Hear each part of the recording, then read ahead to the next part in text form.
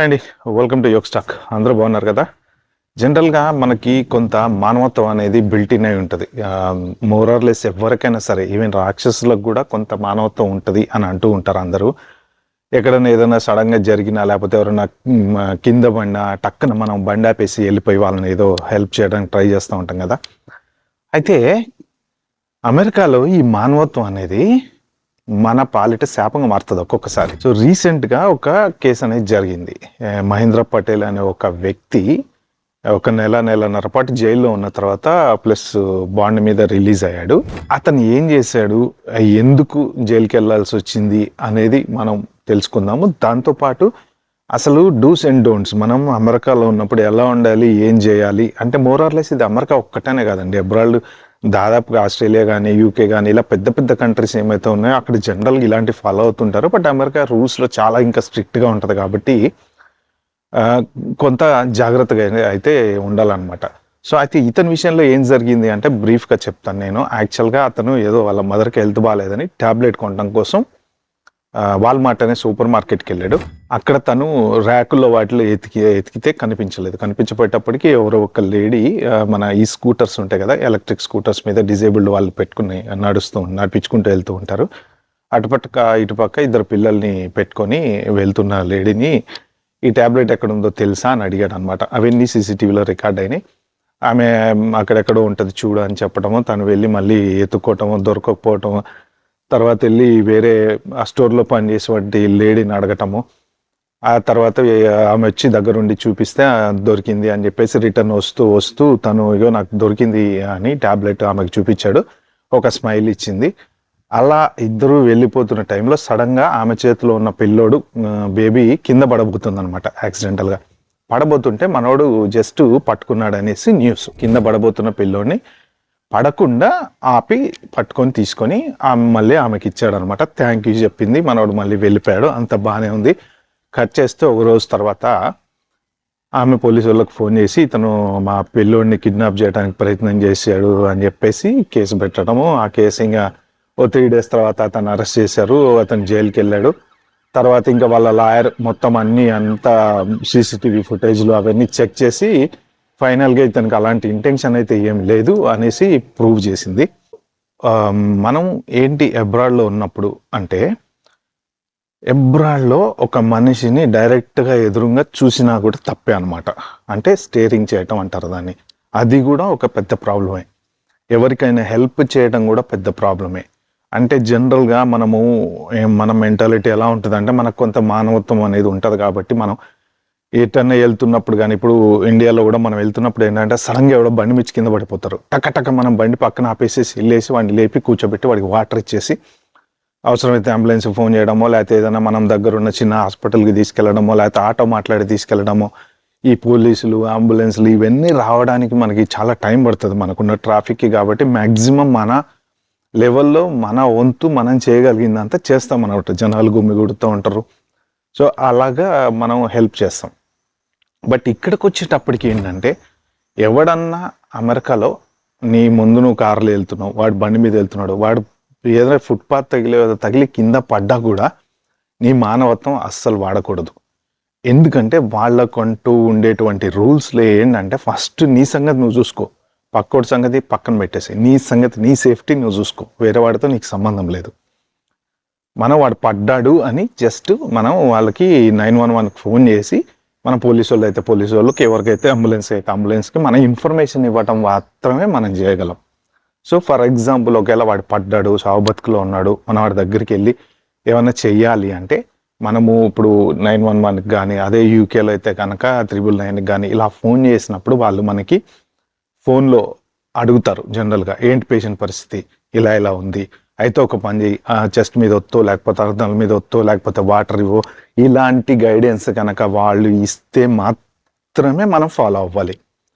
ఎందుకంటే ఒక్కొక్కసారి ఆ ఇన్సిడెంట్లో, ఇప్పుడు ఫర్ సపోజ్ ఏదైనా జరిగింది సీరియస్గా, అది కింద పడ్డాడు, తలకాయ కొట్టుకుంది ఫుట్పాత్కి, మనం ఏంటంటే వాటర్ తాగుతావా అని వాటర్ ఇస్తాం.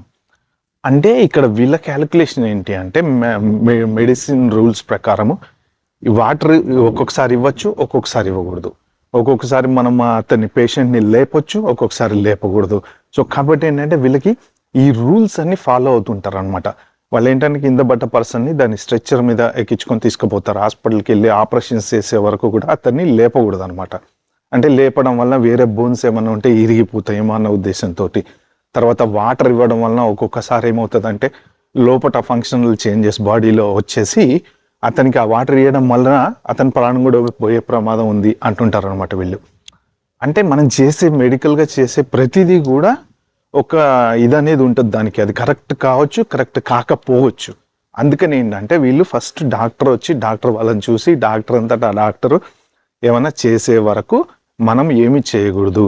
జనరల్ ఏదైనా బేసిక్ మెడికల్ హెల్ప్ మనం ఏదైనా చేయాలంటే ఇప్పుడు మీరు driving test exam theory exam రాస్తాం కదా, మనం ఆ థియరీ ఎగ్జామ్ రాసేటప్పుడు కూడా దాంట్లో ఇలాంటిది ఒక సెక్షన్ అనేది ఉంటుంది.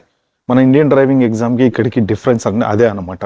ఈ ఫారెన్లో డ్రైవింగ్ ఎగ్జామ్ రాసేటప్పుడు మీరు ఇలాంటి ఇన్సిడెంట్లో ఎవరైనా చూస్తే ఏం చేయాలి, ఎలా చేయాలి, ఎలా ఫాలో అవ్వాలి, ఏం చేయొచ్చు, ఏం చేయకూడదు, ఇవి కూడా డ్రైవింగ్ ఎగ్జామ్లో ఉంటాయి.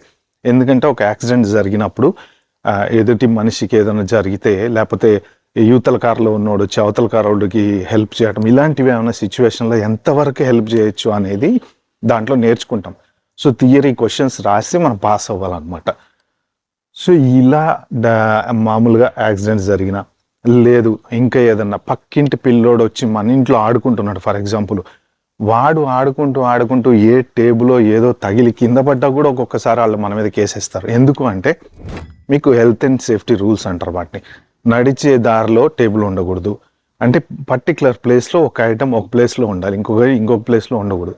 ఆఫీసుల్లో కూడా హెల్త్ అండ్ సేఫ్టీ ఇన్స్పెక్షన్స్ మస్తు జరుగుతాయి. నడిచేటప్పుడు దారిలో వైర్లు అడ్డం ఉండకూడదు. వాళ్ళు వచ్చి ఎవ్రీ మేబీ 6 monthsకో 1 monthకో 2 monthsకో అట్లా కొంత ఇది అనేది ఉంటుంది. హెల్త్ అండ్ సేఫ్టీ డిపార్ట్మెంట్ వాళ్ళు వచ్చేసి వాళ్ళు చెక్ చేస్తారనమాట. చెక్ చేసి నడిచే దారిలో ఏదైనా వైర్ ఉందనుకోండి, దాన్ని ట్రిప్ హజార్డ్ అంటారు. అంటే ఆ వైర్ తగిలి ఎవడన్నా కింద పడ్డాడు అనుకోండి, ఆ ఆఫీస్లో ఉన్నప్పుడు గనక వాడి కింద పడితే వాడి లైబిలిటీ మొత్తం ఆఫీస్ వాడు కట్టాలి. పుసిక్కున పడినప్పుడు ఆయనకి ఏదైనా జరిగిందో, చనిపోయాడో, సంథింగ్ ఏదైనా అయితే వీళ్ళు లక్షలు కట్టాల్సి వస్తుంది. ఆ ఫ్యామిలీ వాళ్ళు వీళ్ళని సూ చేస్తారనమాట. అంటే ఇలాంటి కేసులు చాలా ఉంటాయి. ఈవెన్ మీకు చెప్పాలంటే రోడ్డు మీద మనం నడుస్తూ ఒక ఏదో రాయో ఏదో తగిలి కింద పడితే కూడా వాళ్ళు మనం గనక ఎవడైనా కౌన్సిల్ మీద కేసు వేసుకుంటే వాళ్ళు వచ్చి డబ్బులు ఇవ్వాల్సి వస్తుంది. ఎందుకంటే మీరు రోడ్డు సరిగ్గా మెయింటైన్ చేయలేదు. ఎవ్రీ మంత్ కడతాం కదా మనం ట్యాక్సులు, 200, 250 కౌన్సిల్ ట్యాక్సులు కడుతూ ఉంటారు, మున్సిపల్ ట్యాక్స్లు అందరూ.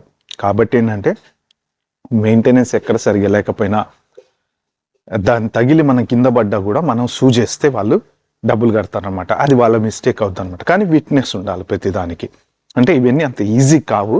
ఎందుకంటే ఎవడు వాదిచ్చేది వాడు వాదించాలి. వాదించిన తర్వాత అలాగే ఏదైనా రోడ్డు వర్క్స్ చేసేటప్పుడు ఇక్కడ ఏంటంటే నడిచేటువంటి మనిషికి ఎటువంటి ఇబ్బంది కలగకుండా వాళ్ళు బోర్డులు పెట్టాలి ఫస్ట్. అంటే ఫుట్పాత్ ఉందనుకోండి, ఈ ఫుట్పాత్ ఇవాళ క్లోజ్ అయిపోయింది, ఎన్ని రోజులు ఈ ఫుట్పాత్ క్లోజ్ అవుతుంది, తర్వాత క్లోజ్ అయితే వెళ్ళి ఎట్నుంచి వెళ్ళాలి నడవటానికి, ఎందుకంటే బగ్గీలు పట్టుకుని నడుచుకుంటూ వెళ్ళిపోతాం కదా. సో ఫుట్పాత్ అనేది కంపల్సరీ అబ్రాడ్లో రూల్. మన ఇండియాలో మనకి ఫుట్పాత్ ఉండదు, మనకి రోడ్డే ఫుట్పాత్. నడిచేవాడు అక్కడే, బండి అక్కడే, కారు అక్కడే, ఆటో అక్కడే, అన్నీ అక్కడే. కాబట్టి ఏంటంటే మనం నడుచుకుంటూ పోతుంటే ఎవడో ఒకటి దమ్మని గుద్దేసి వెళ్ళిపోతూ ఉంటాడు. చాలాసార్లు అయింది. కాబట్టి అలాంటి హెల్త్ అండ్ సేఫ్టీస్ ఎక్కువ ఉంటాయి ఇక్కడ. సో వీళ్ళు మెయిన్ చెప్పేది ఏంటంటే మనము వేరే వాడి విషయంలో ఏలు పెట్టి అనవసరంగా మీరు ఇరుక్కోకండి. అంటే ఇప్పుడు ఇతని విషయంలో జరిగింది ఏంటంటే మానవత్వం అనేది, అంటే ఇతను మానవత్వం చూపించి ఆ పిల్లోడిని, కింద పడుతున్న పిల్లోడిని కాపాడడం అనేది ఈ సమస్య అనమాట. ఇక్కడ ఏంటంటే వాడు పడితే పడ్డాడు, తలగా బగిలితే బగిలింది, మనకెందుకని వదిలేయాలన్నమాట. ఈవెన్ వాడు పడ్డ తర్వాత కూడా మనం వెళ్ళి టక్క వెళ్ళి లేపటం కూడా ప్రాబ్లమే అవ్వచ్చు ఒక్కొక్కసారి. సో మనం ఎంతసేపటికి ఇక్కడ చేయగలిగింది ఏంటంటే కేవలం ఫోన్ చేసి పోలీసులకి అయితే పోలీసులకి, లేకపోతే అంబులెన్స్కి అయితే అంబులెన్స్కి ఇన్ఫార్మ్ చేయడం మాత్రమే మనం చేయవలసింది. సో తొందరగా పడి మనం ఏదో ఓన్గా ఏదో చేసేద్దాం అనుకొని కొంతమంది డాక్టర్స్ ఉండి ఉంటారు, ఏవో టాబ్లెట్స్ సజెస్ట్ చేస్తుంటారు, అది కూడా కరెక్ట్ కాదు. ఏదున్నా సరే అథారిటీ ఎవడైతే లైసెన్స్డ్ అథారిటీ ఉంటాడో, నీకు ఏదైనా హెల్త్ ప్రాబ్లం వస్తే నీకు ఒక డాక్టరే, లైసెన్స్డ్ అథారిటీ డాక్టరే సజెస్ట్ చేయాలి. మన ఇంట్లో మన డాక్టర్లు ఉన్నారు, మన అమ్మ నాన్న డాక్టర్, లేకపోతే మన ఫ్రెండ్ డాక్టర్ పనికిరావు. సో నీకు అసలు క్వశ్చనే లేదు. తేడా వచ్చింది అంటే ఎవడినైనా సరే సూ చేస్తారు ఇక్కడ. ఇప్పుడు ఎగ్జాంపుల్ చెప్పాలంటే ఒకళ్ళు పక్కింటికి వచ్చేసి అంటే కొంచెం మా పిల్లోని చూస్తారా, మేము కాసేపు జస్ట్ షాప్ దాకా వెళ్ళి వస్తాం అంటే, అయ్యో పర్లేదండి దాన్ని ఏముంది ఉంచండి అని ఆడుకుంటూ టక్కన కింద పడ్డాడు అనుకోండి, నీ దగ్గర అవసరం కోసం వదిలిపెట్టిపోయిన వాళ్ళే రేపొద్దున నేను సూచేస్తారు. వాళ్ళ ఇంట్లో పెడితే వాళ్ళు కింద పడేసారు కావాలని అంటాడు. చెప్పలేం, అక్కడ ఎలాగైనా జరగచ్చు అనమాట. అందుకని ఏంటంటే ఎవరైనా సరే, ఈవెన్ కొత్తగా అమరగా వచ్చే వాళ్ళు తెలుసుకోవాల్సిన రూల్స్ అన్నీ ఇవే అనమాట. పక్కింటోడు పిల్లోడు మీ ఇంట్లో ఆడుకుంటున్నా కూడా మీరు చాలా జాగ్రత్తగా ఉండండి. మీ పిల్లోడిని పక్కింటికి పంపించినా కూడా మీరు చాలా జాగ్రత్తగా ఉండండి. ఇవన్నీ రూల్స్. ఎవరికైనా తిండి పెట్టాలన్నా కూడా జాగ్రత్తగా ఆలోచించి పెట్టాలి. చాలా రకరకాల హోటల్లో కూడా హెల్త్ అండ్ సేఫ్టీ రూల్స్ చాలా ఉంటాయి. ఫుడ్ బాగాలేదని, ఫుడ్ కంటామినేషన్ అయిందని, లేకపోతే ఎలర్జీస్ అని ఉంటాయి. ఇవి కూడా చాలా డేంజర్ అనమాట. ఇది అమెరికాలో లేకపోతే అబ్రాడ్లో అనుకోండి. ఫర్ ఎగ్జాంపుల్, మన పని మనం చేసుకోవటం ఉత్తమం. మీరు పాటించాల్సింది ఏంటంటే, ఎవరికైనా ఏదైనా సాయం కావాలి అంటే జస్ట్ మీరు 999కి ఫోన్ చేయండి. లేకపోతే ఏ కంట్రీలో ఉన్నారో ఆ కంట్రీకి సంబంధించిన ఎమర్జెన్సీ నెంబర్కి, అంబులెన్స్ అయితే అంబులెన్స్, పోలీస్ అయితే పోలీసులో ఫోన్ చేయండి. తర్వాత రోడ్ల మీద వెళ్ళేటప్పుడు వాళ్ళని కళ్ళతోని ఇలా గుడ్లేసుకొని చూడకండి. సడన్ గా ఎక్కడన్నా ఎవరన్నా ఇప్పుడు ఫారెన్ వెళ్ళిన తల్లిదండ్రులు ఎవరన్నా ఉంటే మన ఇండియన్స్ కనపడితే ఒకేసారి వాళ్ళని చూసి నవ్వేసి అరే ఇండియన్స్ ఉన్నారే అని అలా అట్రాక్టివ్ గా వాళ్ళని చూడకండి. ప్రతిదీ ప్రాబ్లమే అనమాట. ఎవరికన్నా ఏమన్నా సాయం కావాలా అని అడగండి. ఎవడన్నా ఏదన్నా సాయం మిమ్మల్ని అడిగినా సరే సారీ అని చెప్పి వెళ్ళిపోండి. మొహమాటం ఏమీ లేదు. జాలి, దయ, కరుణ ఇవన్నీ కథం. సో ఎవడన్నా ఏదన్నా అడిగాడు అనుకోండి హెల్ప్ చేయమని, నో సారీ. మా పిల్లోని చూసుకుంటారా? No sorry. నాకు ఏదైనా తెచ్చి పెడతారా? No sorry. ఏది ఉన్నా సరే హెల్ప్ మనం చేయకుండా ఉండటం మాత్రం చాలా ఉత్తమము. ఓకే ఫ్రెండ్స్, ఇది ఈ వీడియోలో నేను షేర్ చేసుకుందాం అనుకుంది. నా వీడియో మీకు నచ్చినట్టుంటే ప్లీజ్ అంటే like, share, subscribe my channel. Thank you.